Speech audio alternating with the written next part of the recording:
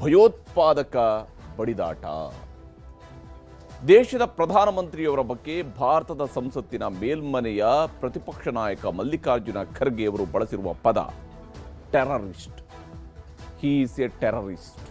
ಇದು ಮಲ್ಲಿಕಾರ್ಜುನ ಖರ್ಗೆ ಅವರು ಬಳಸಿರುವಂತಹ ಪದ. ನಂತರ ಅವರು ಹೇಳಿದ್ದು ಸಮಾನತೆಯ ವಿರೋಧಿಗಳು ಅವರು ಅಂತ. ಅಂಥವರ ಜೊತೆಗೆ ಎಐಎಡಿಎಂಕೆ ಕೈ ಜೋಡಿಸಿದೆ ಎನ್ನುವಂಥದ್ದು ಟೀಕೆಯ ಭಾಗ.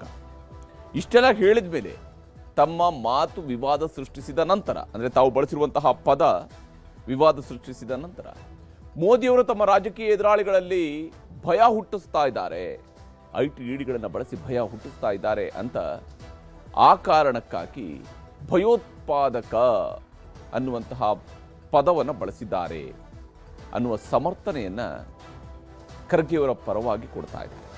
ಹಾಗಿದ್ರೆ ಮೋದಿಯವರನ್ನು ಕಂಡು ಆ ಭಯಕ್ಕೆ ಕಾಂಗ್ರೆಸ್ ನಾಯಕರು ಗಡ ಗಡ ಗಡ ಗಡ ಅಂತ ನಡುಗ್ತಾ ಇದ್ದಾರಾ? ಅವರು ರಾಜಕೀಯವಾಗಿ ಎದುರಿಸ್ತಾ ಇದ್ದಾರಲ್ವಾ? ಆದರೆ ಸಮರ್ಥನೆ ಮಾಡೋದಕ್ಕೆ ಹೊರಟಿರುವಂತಹ ಕಾಂಗ್ರೆಸ್ ನಾಯಕರ ವಿರುದ್ಧ ಬಿಜೆಪಿ ಮುಗಿಬಿಟ್ಟಿದೆ. ಇದರ ನಡುವೆ ಕೇಂದ್ರ ಚುನಾವಣಾ ಆಯೋಗ ಮಲ್ಲಿಕಾರ್ಜುನ ಖರ್ಗೆ ಅವರಿಗೆ ತಮ್ಮ ಹೇಳಿಕೆಯ ಬಗ್ಗೆ 24 ಗಂಟೆಗಳ ಒಳಗಡೆ ವಿವರಣೆ ನೀಡುವಂತೆ ನೋಟಿಸ್ ಕೊಟ್ಟಿದೆ. ಅದರ ಬಗ್ಗೆ ಒಂದು ವಿವರವಾದಂತಹ ವರದಿಯನ್ನು ನಿಮಗೆ ತೋರಿಸ್ತೀನಿ ಇವತ್ತಿನ ಪಂಚಾಯಿತಿಯ ಮೊದಲ ಸುದ್ದಿಯಲ್ಲಿ. ಇನ್ನು ಇವತ್ತಿನ ಪಂಚಾಯಿತಿಯ ಎರಡನೇ ಸುದ್ದಿ, ಆರಾಮ ಕೊಡದ ವಿರಾಮ. ಇರಾನ್ ಮೇಲಿನ ಯುದ್ಧಕ್ಕೆ ಅಮೆರಿಕ ವಿರಾಮ ಮುಂದೂಡಿಕೆ ಮಾಡಿದೆ. ಅಂದರೆ ಕದನ ವಿರಾಮ ಮತ್ತಷ್ಟು ದಿನಗಳ ಕಾಲ ವಿಸ್ತರಣೆಯಾಗಿದೆ. ಇದರಿಂದಾಗಿ ಮಿಸೈಲ್ಗಳು ಹಾರೋದಿಲ್ಲ, ಬಾಂಬ್ಗಳು ಬೀಳೋದಿಲ್ಲ. ಹಾಗಂತ ಈ ವಿರಾಮ ಜಗತ್ತಿಗೆ ಯಾವುದೇ ರೀತಿಯಲ್ಲೂ ಆರಾಮವನ್ನು ಕೊಡ್ತಾ ಇಲ್ಲ. ಯಾಕಂದ್ರೆ ಹಾರ್ಮುಜ್ ಜಲಸಂಧಿಯನ್ನು ದಾಟುವುದಕ್ಕೆ ಹಡಗುಗಳಿಗೆ ಅವಕಾಶ ಸಿಗ್ತಾ ಇಲ್ಲ. ಹಾರ್ಮುಜ್ ಜಲಸಂಧಿ ದಾಟೋದಕ್ಕೆ ಇರಾನ್ ಬಿಡ್ತಿಲ್ಲ, ಅದನ್ನು ದಾಟಿ ಬಂದವರನ್ನ ಹೊರಗೆ ಹೋಗೋದಕ್ಕೆ ಅಮೆರಿಕದವರು ಬಿಡ್ತಾ ಇಲ್ಲ. ಹೀಗಾಗಿ ಇದು ಕದನ ವಿರಾಮ, ಆದರೆ ಆರಾಮ ಇಲ್ಲದ ವಿರಾಮ ಆಗೋಗಿದೆ. ಅದನ್ನು ಕೂಡ ನಿಮಗೆ ವಿವರಿಸ್ತೀನಿ. ಇದರ ನಡುವೆ ಮಾತುಕತೆಗೆ ಏನೆಲ್ಲ ಪ್ರಯತ್ನಗಳು ಸಾಗ್ತಾ ಇದ್ದಾವೆ, ಇವತ್ತು ಇಲ್ಲಿ ಹೇಗೆ ದಾಳಿಯೂ ನಡೆದಿದೆ ಅನ್ನೋದನ್ನು ನಿಮಗೆ ವಿವರಿಸ್ತೀನಿ ಇವತ್ತಿನ ಪಂಚಾಯಿತಿಯ ಎರಡನೇ ಸುದ್ದಿಯಲ್ಲಿ.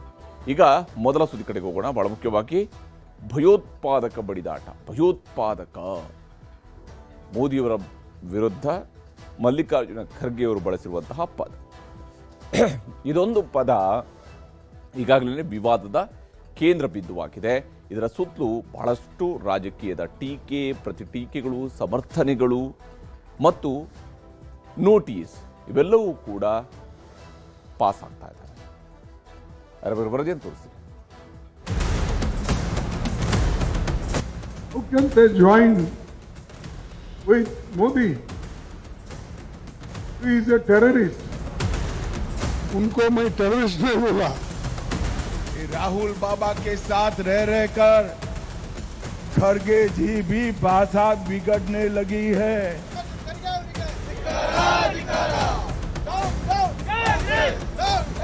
ತಮಿಳುನಾಡು, ಪಶ್ಚಿಮ ಬಂಗಾಳದಲ್ಲಿ ನಾಳೆಯೇ ಮತದಾನಕ್ಕೂ ಮುನ್ನವೇ ಶುರುವಾಗಿದೆ ಆತಂಕವಾದಿ ಆಟ. ಪ್ರಧಾನಿ ನರೇಂದ್ರ ಮೋದಿ ಅವರನ್ನ ಉಗ್ರ ಎಂದು ಎಐಸಿಸಿ ಅಧ್ಯಕ್ಷ ಮಲ್ಲಿಕಾರ್ಜುನ್ ಖರ್ಗೆ ಟೀಕೆ ಮಾಡುತ್ತಲೇ ದೇಶಾದ್ಯಂತ ಬಿಜೆಪಿ ಕೆರಳಿ ಕೆಂಡವಾಗಿದೆ.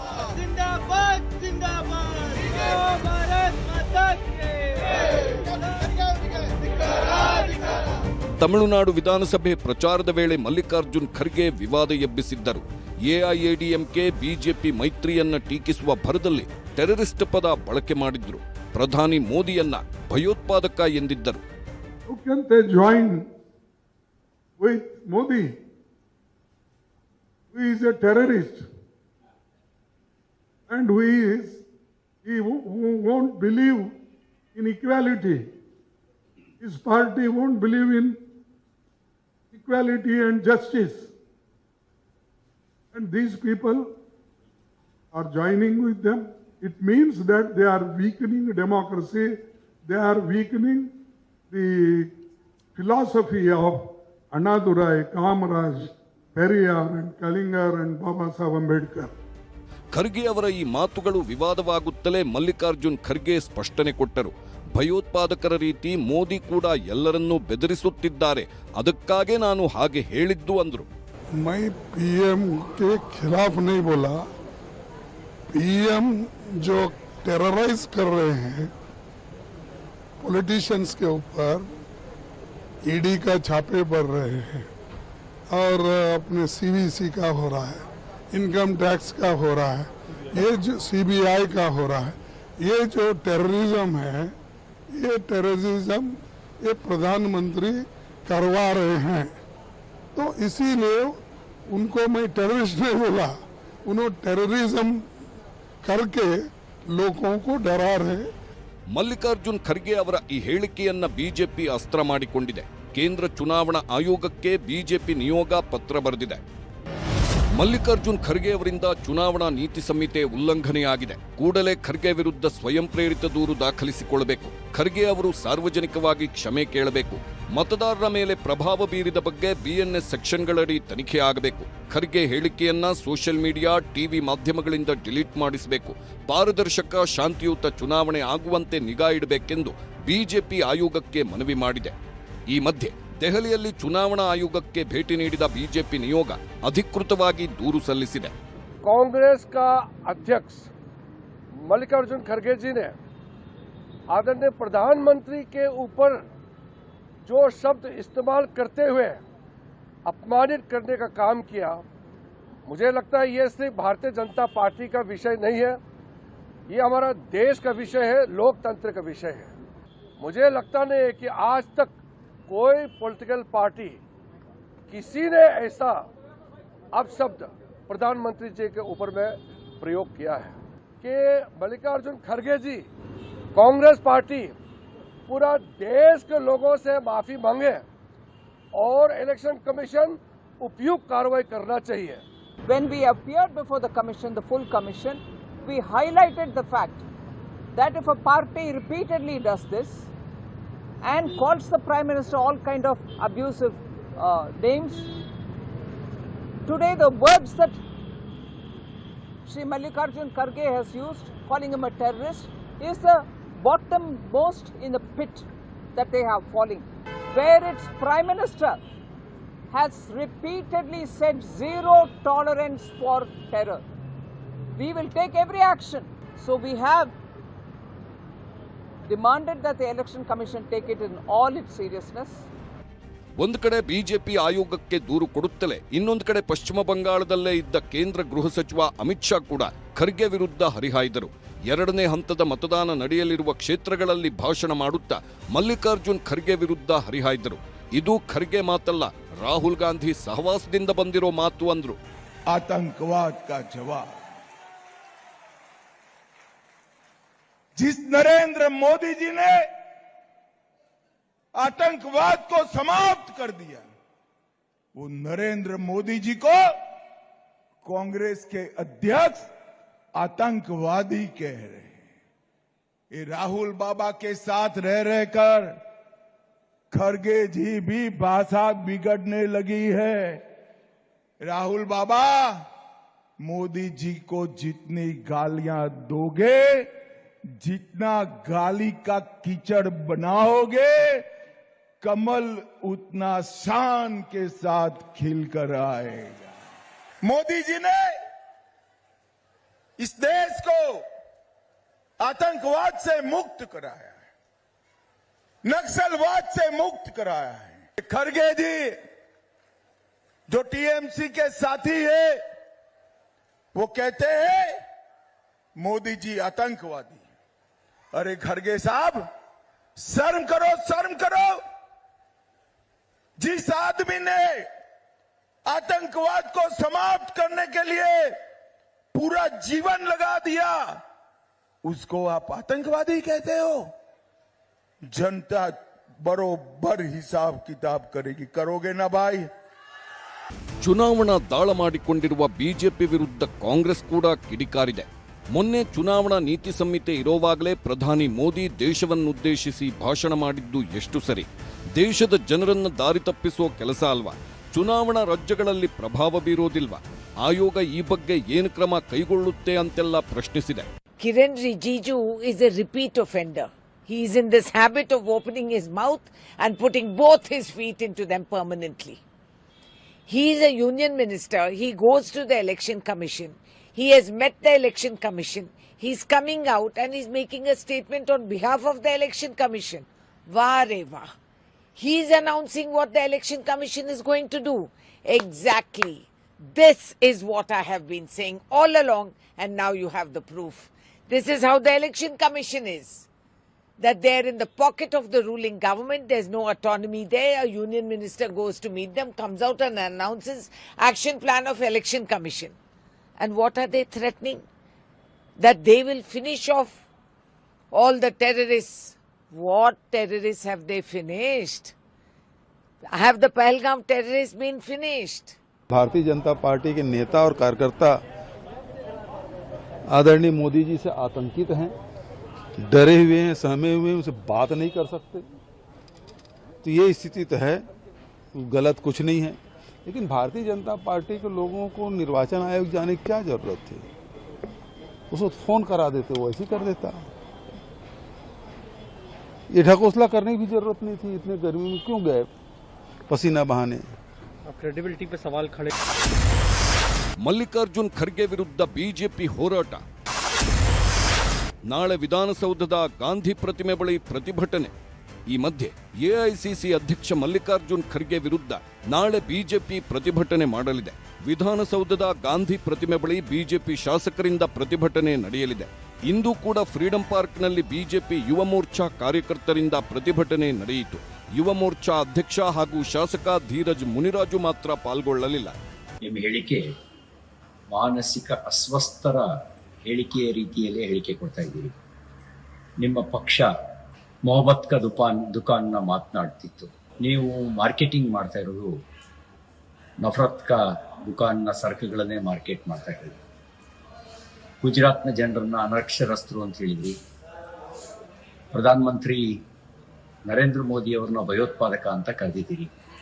ಬಿಜೆಪಿ RSSನ ವಿಷಜಂತು, ಅದನ್ನ ಕೊಲ್ಲಿ ಅಂತ ನೀವು ಮುಸಲ್ಮಾನರನ್ನ ಎತ್ಕಟ್ಟೋ ಕೆಲಸ ಮಾಡ್ತೀರಿ.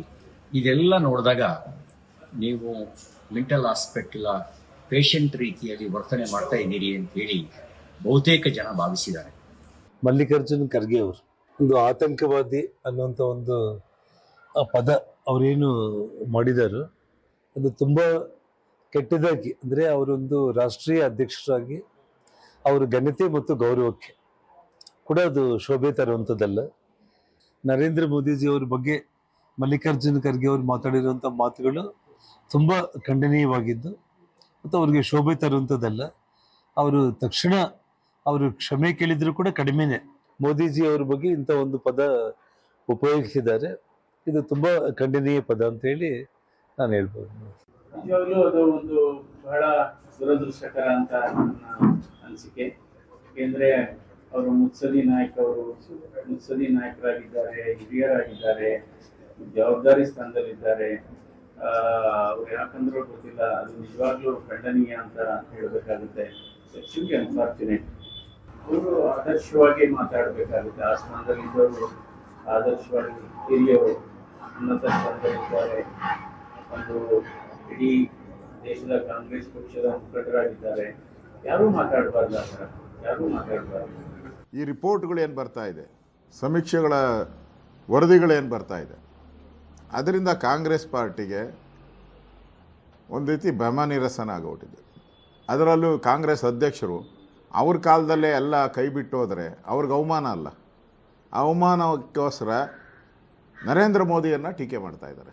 ಬಿಜೆಪಿ ನಾಯಕರ ಈ ಎಲ್ಲಾ ಟೀಕೆಗಳಿಗೂ ಪ್ರಿಯಾಂಕ್ ಖರ್ಗೆ ಉತ್ತರ ಕೊಟ್ಟರು.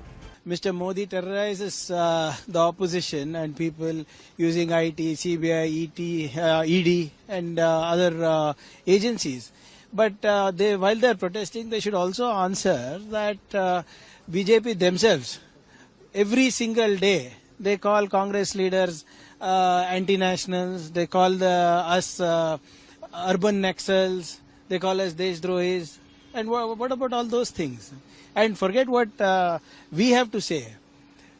BJP's own ally, Mr. Chandrababu Naidu ji, he himself had called Narendra Modi ji the biggest threat and the biggest terrorist. So first let them clarify among their allies what they think about Modi ji. ಹೀಗೆ ಕೈ ನಾಯಕರು AICC ಅಧ್ಯಕ್ಷರ ಮಾತನ್ನ ಸಮರ್ಥಿಸಿಕೊಳ್ಳುತ್ತಿದ್ದಾರೆ. ಬಿಜೆಪಿಯವರು ಈಗಾಗಲೇ ಚುನಾವಣಾ ಆಯೋಗಕ್ಕೂ ದೂರು ನೀಡಿದ್ದು, ಚುನಾವಣಾ ಆಯೋಗ ಮಲ್ಲಿಕಾರ್ಜುನ್ ಖರ್ಗೆ ಅವರಿಗೆ ನೋಟಿಸ್ ನೀಡಿದೆ. 24 ಗಂಟೆಯೊಳಗೆ ವಿವರಣೆ ನೀಡುವಂತೆ ಚುನಾವಣಾ ಆಯೋಗ ತಾಕೀತು. ಎಐಸಿಸಿ ಅಧ್ಯಕ್ಷ ಮಲ್ಲಿಕಾರ್ಜುನ್ ಖರ್ಗೆ ಅವರಿಗೆ ನೋಟಿಸ್ ನೀಡಿರುವ ಕೇಂದ್ರ ಚುನಾವಣಾ ಆಯೋಗ ತಮ್ಮ ಹೇಳಿಕೆಯ ಬಗ್ಗೆ 24 ಗಂಟೆಯೊಳಗೆ ವಿವರಣೆ ನೀಡುವಂತೆ ತಾಕೀತು ಮಾಡಿದೆ.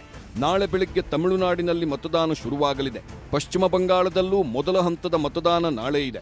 ಹೀಗಾಗಿ ಮಲ್ಲಿಕಾರ್ಜುನ್ ಖರ್ಗೆ ಅವರು ಕೇಂದ್ರ ಚುನಾವಣಾ ಆಯೋಗದ ನೋಟಿಸ್ಗೆ ಯಾವ ಸ್ವರೂಪದಲ್ಲಿ ಉತ್ತರಿಸುತ್ತಾರೆ ಎಂದು ನೋಡಬೇಕಿದೆ. ಇಲ್ಲಿ ಸಮರ್ಥನೆಗಳು ಏನೇ ಇದ್ದರೂ ದೇಶದ ಪ್ರಧಾನಿಯನ್ನ ಭಯೋತ್ಪಾದಕ ಎಂದು ಕರೆಯುವುದು ಸರಿಯೇ ಎಂಬುದಕ್ಕೆ ರಾಜಕೀಯದಲ್ಲಿ ಸುದೀರ್ಘ ಅನುಭವ ಹೊಂದಿರುವ ಮಲ್ಲಿಕಾರ್ಜುನ್ ಖರ್ಗೆಯವರ ಉತ್ತರವೇನು ಎಂಬುದನ್ನ ನೋಡಬೇಕಿದೆ. Bureau report, news 18. ಹೀಗೆ ಇಲ್ಲಿ ಭಯೋತ್ಪಾದಕ ಅನ್ನುವಂತಹ ಪದದ ಬಳಕೆಯನ್ನು ಅದು ಹಿಂದೆ ಚಂದ್ರಬಾಬು ನಾಯ್ಡು ಹೇಳಿದ್ದಾರೆ ಅನ್ನುವಂತಹ ಮಾತುಗಳು ಕೂಡ ಕಾಂಗ್ರೆಸ್ನ ಸಮರ್ಥನೆಗೆ ಬರುತ್ತಾ? ಯಾಕಂದರೆ ಮಲ್ಲಿಕಾರ್ಜುನ ಖರ್ಗೆಯವರ ಅನುಭವ, ಅವರು ಇರುವಂತಹ ಪದವಿಯ ಒಂದು ಹಿರಿತನ, ಇವೆಲ್ಲವನ್ನು ಕೂಡ ಗಮನಿಸಬೇಕಾಗತ್ತೆ. ಅದರಲ್ಲಿ ಸಮರ್ಥನೆಯನ್ನು ಮಾಡಿಕೊಳ್ಳುವಂಥದ್ದು ಎಷ್ಟರ ಮಟ್ಟಿಗೆ ಸರಿ ಕಾಂಗ್ರೆಸ್ನವರು ಈ ವಿಚಾರದಲ್ಲಿ. ಮತ್ತು ಅವರು ಹೇಳಿರ್ತಕ್ಕಂತಹ ಆ ಇಡೀ ಸಾಲುಗಳನ್ನು ಕೇಳಿದರೆ ಎಲ್ಲೂ ಕೂಡ ಅವರು IT, ED ಅಥವಾ CBIನ ಬಳಸ್ಕೊಂಡು ತಮ್ಮ ರಾಜಕೀಯ ಎದುರಾಳಿಗಳನ್ನು ಹೆದರಿಸ್ತಾ ಇದ್ದಾರೆ ಅನ್ನುವ ರೀತಿಯಲ್ಲಿ, ಅವರು ಟೆರರೈಸ್ ಮಾಡಿಸ್ತಾ ಇದ್ದಾರೆ ಅನ್ನೋ ರೀತಿಯಲ್ಲಿ ಹೇಳಲಿಲ್ಲ. ಬದಲಿಗೆ ಈಸ್ ಎ ಟೆರರಿಸ್ಟ್ ಅನ್ನುವಂತಹ ನೇರವಾದಂಥ ಸ್ಟೇಟ್ಮೆಂಟನ್ನು ಮಾಡಿರೋದು ಕೂಡ ಗೋಚರಿಸುತ್ತೆ. ಹೀಗಿರುವಾಗ ಅದನ್ನು ಸುತ್ತಿ ಬಳಸಿ ಮತ್ತೊಂದು ರೂಪದಲ್ಲಿ ಹೋಗಿ ತಮ್ಮ ಹೇಳಿಕೆಗೆ ಸಮರ್ಥನೆ ಕೊಡ್ತಾ ಕೂತ್ಕೊಳ್ಳುವಂಥದ್ದು ಸರಿಯಾ ಅನ್ನೋದರ ಬಗ್ಗೆ ಕಾಂಗ್ರೆಸ್ನ ನಾಯಕತ್ವ ಯೋಚನೆ ಮಾಡಬೇಕಾಗಿರುವಂಥದ್ದು. ಎರಡನೇ ಸುದ್ದಿ ಕಡೆಗೆ ಹೋಗೋಣ. ಆರಾಮ ಕೊಡದ ವಿರಾಮ. ಇಲ್ಲಿ ಕದನ ವಿರಾಮ ಇದೆ. ಕದನ ವಿರಾಮವನ್ನು ಮತ್ತಷ್ಟು ದಿವಸಗಳ ಕಾಲ ಅಮೆರಿಕ ತನ್ನ ಕಡೆಯಿಂದನೇ ವಿಸ್ತರಣೆ ಕೂಡ ಮಾಡಿಬಿಟ್ಟಿದೆ. ಆದರೆ ಹಾಗೆ ಅಂತ ಹೇಳಿ ಇದು ಜಗತ್ತಿಗೇನು ಆರಾಮ ಕೊಡ್ತಿಲ್ಲ. ಯಾಕೆಂದರೆ ಈ ವಿರಾಮದ ನಡುವೆಯೂ ಕೂಡ ಮತ್ತೊಂದು ರೀತಿಯ ಕದನ ನಡೀತಾ ಇದೆ. ಇರಾನ್ನೊಂದಿಗೆ ಮಾತುಕತೆಗೆ ಡೊನಾಲ್ಡ್ ಟ್ರಂಪ್ ಅವರು ಒಲವನ್ನು ತೋರಿಸ್ತಾ ಇದ್ದಾರೆ. ಬಹಳ ಉತ್ಸುಕರಾಗಿದ್ದಾರೆ. ಅವರು ಒಲವು ತೋರಿಸ್ತಾ ಇದ್ದಾರೆ, ಮಾತುಕತೆ ಮಾಡೋಣ ಅಂತ ಕರೀತಿದ್ದಾರೆ, ತಮ್ಮ ಷರತ್ತುಗಳನ್ನು ಹೇಳ್ತಿದ್ದಾರೆ, ನೀವು ಒಪ್ಕೊಳ್ಳಿ, ನೀವು ಇದನ್ನು ಕೊಡಿ ಅನ್ನುವಂಥದ್ದನ್ನು ಹೇಳ್ತಾ ಇದ್ದಾರೆ. ಆದರೆ ಕದನ ವಿರಾಮ ಘೋಷಣೆ ಮತ್ತು ಸಂಧಾನಕ್ಕೆ ಮತ್ತೊಂದು ಅವಕಾಶ ಕೊಟ್ಟಿದ್ದೀವಿ ಅನ್ನೋದನ್ನು ಕೂಡ ಹೇಳಿದ್ದಾರೆ. ಕದನ ವಿರಾಮವನ್ನು ಘೋಷಣೆ ಮಾಡಿ ಅದರ ಮುಂದುವರಿಸಿ. ಯಾಕಂದರೆ ಇವತ್ತಿಗೆ ಅಂತ್ಯ ಆಗಿತ್ತು ಟ್ರಂಪ್ ಅವರು ಈ ಹಿಂದೆ ಕೊಟ್ಟಿದ್ದಂತಹ ಗಡುವು. ಈಗ ಅದನ್ನು ಯಾವುದೇ ನಿರ್ದಿಷ್ಟ ಅವಧಿಯನ್ನು ಸೂಚನೆ ಕೊಡದೇನೆ, ಅದು 1 ವಾರ ಇರ್ಬೋದು, 10 ದಿವಸ ಇರ್ಬೋದು, ಅಥವಾ 1 ತಿಂಗಳವರೆಗೆ ಕದನ ವಿರಾಮ ಆಗುತ್ತಾ, ಯಾವುದನ್ನು ಅವರು ಅಂತಿಮ ದಿನವನ್ನು ನಿಗದಿ ಮಾಡಿಲ್ಲ. ಸಂಧಾನಕ್ಕೆ ಮತ್ತೊಂದು ಅವಕಾಶವನ್ನು ಕೊಡ್ತಾ ಇದ್ದೀವಿ ಅಂತ ಹೇಳ್ಕೊಂಡು ಅವ್ರು ಹೇಳಿದ್ದಾರೆ. ಆದರೆ ಈ ಬಾರಿ ಸಂಧಾನಕ್ಕೆ ನಾನೇ ಬರ್ತೇನೆ ಅಂತ ಬೇರೆ ಟ್ರಂಪ್ ಅವರು ಹೇಳ್ತಿದ್ದಾರೆ. ಎಲ್ಲವೂ ಕೂಡ ಸರಿಯಾಯಿತು ಅಂತ ಹೇಳಿದರೆ ನಾನೇ ಬರ್ತೀನಿ, ನಾನೇ ಬರೋದಕ್ಕೆ ರೆಡಿ ಇದ್ದೀನಿ ಅಂತ ಹೇಳಿದ್ದಾರೆ. ಇಸ್ಲಾಮಾಬಾದ್ಗೆ ಹೋಗ್ತೀನಿ ಅಂತ ಟ್ರಂಪ್ ಅವರು ಹೇಳ್ತಿದ್ದಾರೆ. ದಿಗ್ಬಂಧನ ತೆರವುಗೊಳಿಸಿದರೆ ಮಾತ್ರ ಮಾತುಕತೆ ಅಂತ ಹೇಳಿ ಇರಾನ್ ಅವರು ಪಟ್ಟು ಹಿಡಿದುಕೊಂಡಿದ್ದಾರೆ. ನೋಡಿ, ಕದನ ವಿರಾಮವನ್ನು ವಿಸ್ತರಿಸ್ತಾ ಇರುವಂಥವರು ಭಾಳ ಓಪನ್ ಆಗಿ ಹೇಳ್ತಾರೆ, ನಾವು ಕದನ ವಿರಾಮ ವಿಸ್ತರಿಸಿದ್ದೆ. ಆದರೆ ಯಾರು ಮಾತುಕತೆಗೆ ಇದರಲ್ಲಿ ಬಹಳ ಮುಖ್ಯವಾಗಿ ಯಾರ ಮೇಲೆ ಯುದ್ಧ ಮಾಡಿದಾರೋ ಅವರು ಹೇಳ್ತಾ ಇದ್ದಾರೆ, ನೀವು ನಮ್ಮ ಮೇಲೆ ದಿಗ್ಬಂಧನ ತೆಗೆದರೆ ಮಾತ್ರ ನಾವು ನಿಮ್ಮ ಜೊತೆಗೆ ಮಾತುಕತೆ ನಡೆಸ್ತೀವಿ ಅಂತ ಹೇಳ್ತಾರೆ. ಇರಾನ್ ಯುದ್ಧಕ್ಕೆ ಸಿದ್ಧವಾಗಿದೆ ಅನ್ನುವಂತಹ ಮೆಸೇಜ್ ಕೂಡ ಪಾಸ್ ಮಾಡ್ತಾ ಇದೆ. ಹಾರ್ಮುಜ್ನಲ್ಲಿ ಅಮೆರಿಕ ದಿಗ್ಬಂಧನ ಮುಂದುವರಿಕೆ ಇದೆ. ಹಾರ್ಮುಜ್ನಲ್ಲಿ ಪಾಸ್ ಆಗೋದಕ್ಕೆ ಇರಾನ್ ಬಿಡ್ತಿಲ್ಲ, ಪಾಸ್ ಆಗಿ ಬಂದವ್ರನ್ನ ಅಮೆರಿಕ ಬಿಡ್ತಾ ಇಲ್ಲ. ಹಾರ್ಮುಜ್ನ ಹೊರ ಭಾಗದಲ್ಲಿ ಅಮೆರಿಕ ದಿಗ್ಬಂಧನ ಹಾಕಿ ಕುಳಿತಿದೆ. ಅಮೆರಿಕ ದಿಗ್ಬಂಧನವನ್ನು ಭೇದಿಸಿ ಇರಾನ್ನಿಂದ ತೈಲ ಸಾಗಾಟಕ್ಕೆ ಈಗ ಸ್ವತಃ ಇರಾನ್ ಮುಂದಾಗಿದೆ. ಅದರ 2 ಹಡಗುಗಳು ಅರಬ್ಬಿ ಸಮುದ್ರವನ್ನು ತಲುಪಿರುವಂಥದ್ದು. ಆದರೆ ಇವೆಲ್ಲ ನಡೀತಾ ಇರುವಾಗಲೇ ಮತ್ತೊಂದು ಕಡೆಯಲ್ಲಿ ಹಾರ್ಮುಜ್ನಲ್ಲಿ ಉದ್ವಿಗ್ನ ಸ್ಥಿತಿಯೂ ಕೂಡ ಮುಂದುವರೆದಿದೆ. ಯಾಕೆಂದರೆ ಕದನ ವಿರಾಮದ ಮಧ್ಯೆಯೂ ಕೂಡ ಹಾರ್ಮುಜ್ನಲ್ಲಿ ಟೆನ್ಷನ್ ಮುಂದುವರೆದಿದೆ. ಅಲ್ಲಿ ಹಡಗುಗಳನ್ನು ಸಾಗಿಸುವುದಷ್ಟು ಸುಲಭ ಆಗ್ತಾ ಇಲ್ಲ. ಹಾರ್ಮುಜ್ಗೆ ಬರೋದಕ್ಕೆ ಇರಾನ್ ಬಿಡ್ತಾ ಇಲ್ಲ, ಹಾರ್ಮುಜ್ ದಾಟೋದಕ್ಕೆ ಅಮೆರಿಕ ಬಿಡ್ತಾ ಇಲ್ಲ. ಹಾರ್ಮುಜ್ನ ಪಾಸಾಗಿ ಬರುವಂಥದ್ದನ್ನು ಇರಾನ್ ಬಿಡ್ತಾ ಇಲ್ಲ, ಪಾಸಾಗಿ ಬಂದವರನ್ನ ಅಮೆರಿಕ ಬಿಡ್ತಾ ಇಲ್ಲ. ಇಲ್ಲಿ ಯುದ್ಧ ಭೀತಿ ಮಧ್ಯೆ ಹಾರ್ಮುಜ್ ದಾಟಿ ಅರಬ್ಬಿ ಸಮುದ್ರವನ್ನು ಇರಾನ್ನ 2 ಹಡಗುಗಳು ಸೇರಿದಾವೆ. ಅಂದರೆ ಅವರು ಕೂಡ ಇಲ್ಲಿ ಅಮೆರಿಕಕ್ಕೆ ಚಾಲೆಂಜ್ ಮಾಡ್ತಾ ಇದ್ದಾವೆ, ನೋಡೋಣ ನೀವು ನಮ್ಮನ್ನು ಹೊಡೀರಿ ಅಂತೇಳಿ. ಇದರ ನಡುವೆ ಹಾರ್ಮುಜ್ ದಾಟೋದಕ್ಕೆ ಮುಂದಾದಂತಹ ಬೇರೆ 3 ಹಡಗುಗಳನ್ನು, ಇರಾನ್ನವಲ್ಲ ಬೇರೆ 3 ಹಡಗುಗಳು, ಅದರ ಒಂದು ಭಾರತಕ್ಕೆ ಸಂಬಂಧಿಸಿದ್ದು ಕೂಡ ಇದೆ. 3 ಹಡಗುಗಳ ಮೇಲೆ ಇರಾನ್ ಸೈನಿಕರು ದಾಳಿಯನ್ನು ನಡೆಸಿದ್ದಾರೆ. ಇವೆಲ್ಲವೂ ಕೂಡ ಈಗಿನ ಟೆನ್ಷನ್ ಹೇಗೆ ಮುಂದುವರೆದಿದೆ ಅದಕ್ಕೆ ಹೇಳ್ತಾ ಇರೋದು, ಇದು ಆರಾಮವನ್ನು ಕೊಡ್ತಾ ಇಲ್ಲ ಈ ವಿರಾಮ ಅಂತ. ತೈಲ ಹೊತ್ತ ಹಡಗುಗಳನ್ನು ವಶಕ್ಕೆ ಪಡೆದಿದೆ ಇರಾನ್ನ ಪಡೆ. ಇರಾನ್ನ ಪಡೆ ಅಟ್ಯಾಕ್ ಮಾಡಿ ಅವರನ್ನ ವಶಕ್ಕೆ ಪಡ್ಕೊಂಡಿದ್ದಾರೆ, ಆ ತೈಲ ಹೊತ್ತಂತಹ ಹಡಗುಗಳನ್ನು. ಇದರಲ್ಲಿ ಭಾರತದ ಒಂದು ಹಡಗಿದೆ, MSC ತೈಲ ಕಂಪನಿಯ ಮತ್ತೊಂದು ಹಡಗು ಕೂಡ ಸೀಸ್ ಆಗಿದೆ. ಹೀಗೆ ಹಡಗುಗಳನ್ನು ಸೀಸ್ ಮಾಡ್ತಾ ಇದ್ದಾರೆ. ಈಗ ಅಖಾಡವೇನೋ ಸಿದ್ಧವಾಗಿದೆ ಮಾತುಕತೆಗೆ, ಆದರೆ ಆ ಮಾತುಕತೆಯ ವೇದಿಕೆಯಲ್ಲಿ ಆಡೋರೇ ಇಲ್ಲ, ಮಾತಾಡೋರೇ ಇಲ್ಲ. ಅಂಥದ್ದೊಂದು ಸ್ಥಿತಿ ಈಗ ನಿರ್ಮಾಣ ಆಗಿದೆ. ಪಾಕಿಸ್ತಾನದ ಇಸ್ಲಾಮಾಬಾದ್ನಲ್ಲಿ 2ನೇ ಸುತ್ತಿನ ಸಂಧಾನ ಸಭೆಗೆ ವೇದಿಕೆಯನ್ನು ಸಜ್ಜುಗೊಳಿಸಲಾಗಿದೆ. ಉಭಯ ರಾಷ್ಟ್ರಗಳ ನಡುವೆ ಮಧ್ಯಸ್ಥಿಕೆದಾರನ ಸ್ಥಾನದಲ್ಲಿ ಕುಳಿತಿರುವಂಥದ್ದು ಭಯೋತ್ಪಾದಕ ರಾಷ್ಟ್ರ ಪಾಕಿಸ್ತಾನ. ಡೊನಾಲ್ಡ್ ಟ್ರಂಪ್ ಆಹ್ವಾನ ಕೊಟ್ಟಿದ್ದಾರೆ ಇರಾನ್ಗೂ ಕೂಡ. ಅಮೆರಿಕದ ಅಧ್ಯಕ್ಷರು ನೀವು ಪಾಕಿಸ್ತಾನಕ್ಕೆ ಬನ್ನಿ ಅಂತೇಳಿ ಇರಾನ್ನ ಆಡಳಿತಕ್ಕೆ ಆಹ್ವಾನ ಕೊಟ್ಟಿದ್ದಾರೆ. ಅಮೆರಿಕ ಅಧ್ಯಕ್ಷರ ಮಾತಿಗೆ ಇರಾನ್ ಅವರು ಸೊಪ್ಪು ಹಾಕ್ತಾ ಇಲ್ಲ, ಅವರು ಅದಕ್ಕೆ ಬೆಲೆ ಕೊಡ್ತಾ ಇಲ್ಲ, ಯಾವುದೇ ರೀತಿಯ ಕವಡೆ ಕಾಸಿನ ಕಿಮ್ಮತ್ತು ಕೊಡ್ತಾ ಇಲ್ಲ ಅಮೆರಿಕ ಅಧ್ಯಕ್ಷರ ಮಾತಿಗೆ. ಅಮೆರಿಕ ಸೇನೆಯನ್ನು ಮೊದಲು ವಾಪಸ್ ಕರೆಸ್ಕೊಳ್ಳಿ ಅಂತೇಳಿ ಅವರು ಷರತ್ತು ಹಾಕ್ತಾ ಇದ್ದಾರೆ. ನೀವು ಅಮೆರಿಕದವರು ಮೊದಲು ನಿಮ್ಮ ಸೇನೆಯನ್ನು ವಾಪಸ್ ಕರೆಸ್ಕೊಳ್ಳಿ ಅನ್ನುವಂತಹ ಷರತ್ತನ್ನು ಹಾಕ್ತಾ ಇದ್ದಾರೆ. ಹೀಗಾಗಿ ಅಮೆರಿಕ, ಇರಾನ್, ಇಸ್ರೇಲ್ ನಾಯಕರ ಭೇಟಿ ಬಗ್ಗೆ ಯಾವುದೇ ಖಾತ್ರಿ ಇದುವರೆಗೂ ಕೂಡ ಇಲ್ಲ. ಇಲ್ಲಿ ಕದನ ವಿರಾಮ ಮುಂದೂಡಿಕೆ ಆಗಿದೆ ಅನ್ನುವಂಥದ್ದು ಒಂದು ಬಿಟ್ಟರೆ ಮಾತುಕತೆಗೆ ಸಂಬಂಧಪಟ್ಟಂತೆ ಯಾವುದೇ ರೀತಿಯಂಥ ಸ್ಪಷ್ಟವಾದಂಥ ಚೌಕಟ್ಟು ರೂಪುಗೊಂಡಿಲ್ಲ. ಇಷ್ಟು ದಿವಸ ಮಾತುಕತೆ ಈಗಲೇ ಆಗಬೇಕು, ಕೂಡಲೇ ಆಗಬೇಕು, ನಾಳೆನೇ ಆಗಬೇಕು, ಇಷ್ಟು ದಿವಸ ಒಳಗಡೆ ಆಗಬೇಕು ಅನ್ನೋಂಥ ಗಡುವಾದರೂ ಇತ್ತು. ಈಗ ಗಡುವಿನ ಮಿತಿ ಇಲ್ಲ. ಹೀಗಾಗಿ ಮಾತುಕತೆ ಆದರೆ ಆಯಿತು, ಆಗದೇ ಇದ್ರೆ ಇಲ್ಲ ಅನ್ನುವಂಥ ಸ್ಥಿತಿ ಇದೆ. ನ್ಯೂಕ್ಲಿಯರ್ ಅಸ್ತ್ರಗಳನ್ನೇ ಇಟ್ಟುಕೊಂಡು ಪರಸ್ಪರ ಕಚ್ಚಾಟವೂ ಕೂಡ ಮುಂದುವರೆದಿದೆ. ಎರಡೂ ದೇಶಗಳು ಕೂಡ ನ್ಯೂಕ್ಲಿಯರ್ ಅಸ್ತ್ರದ ವಿಚಾರಗಳಲ್ಲೂ ಕೂಡ ತಮ್ಮದೇ ಆದಂತಹ ಲೆಕ್ಕಾಚಾರಗಳಲ್ಲಿ ಮಾತನಾಡ್ತಾ ಇದ್ದಾರೆ. ಹೀಗಾಗಿ ಸದ್ಯಕ್ಕಂತೂ ಈ ಉದ್ವಿಗ್ನ ಪರಿಸ್ಥಿತಿ ಕ್ಲಿಯರ್ ಆಗ್ತಾ ಇಲ್ಲ. ಇದೇ ಕಾರಣಕ್ಕಾಗಿಯೇ ಜಗತ್ತಿಗೆ ಈ ಕದನ ವಿರಾಮ ಆರಾಮವನ್ನು ಕೊಡ್ತಾ ಇಲ್ಲ. ಬದಲಿಗೆ ತೈಲದ ಸಪ್ಲೈ ಮೇಲಿನ ಆತಂಕ ಯಥಾ ಪ್ರಕಾರ ಮುಂದುವರೆದಿದೆ. ಇದಾಗಿತ್ತು ಉತ್ತರ ಪಂಚಾಯಿತಿ. ನಮಸ್ಕಾರ.